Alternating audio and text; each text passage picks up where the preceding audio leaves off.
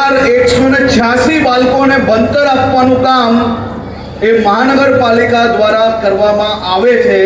આ અદ્ભુત કાર્ય આવનારા દિવસોમાં આગળ વધારવાનું કામ એ આ આખી ટીમ સાથે મળીને કરી રહી છે। આ વર્ષે સુરત જિલ્લાની અંદર 21,113 નવા વિદ્યાર્થીઓએ એડમિશન લયું છે। બાલવાટિકામાં 9,028 બાળકો એ આ સરકારી અલગ અલગ સ્કૂલોમાં ભણવા માટે નવો પ્રવેશ લીધો છે। ખૂબ જાણીને આનંદ થશે કે ખાનગી શાળાઓમાંથી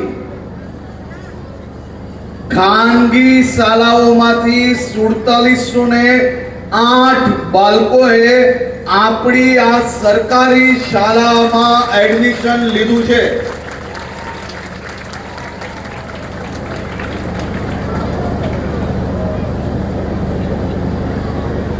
ખાનગી શાળામાંથી સરકારી શાળામાં આવનાર બાળકોનું ભવિષ્ય ઉજ્જવળ બનાવવાનું કામ એ હવે શાળાના શિક્ષકોની સૌથી મોટી જવાબદારી છે। આ હજારો લાખો પરિવારની આશા, સંપૂર્ણ વિશ્વાસ એ શાળાના શિક્ષકો પર હોય છે। હું મારી વાત આગળ વધારું તે પહેલા સૌ શિક્ષકોને બે હાથ જોડીને વિનંતી કરું છું કે બાળકોને ભણતર એ રમતા રમતા, હસતા હસતા શીખવાડવાનો પ્રયાસ કરજો। પુસ્તકોમાંથી ગોખાવીને બાળકો અગર પરીક્ષા પાસ કરશે તો નંબર તો સારા આવી જશે, પરંતુ સાચા અર્થમાં એને હોશિયાર બનાવવામાં આપણે ક્યાંક ને ક્યાંક નિષ્ફળ જશું।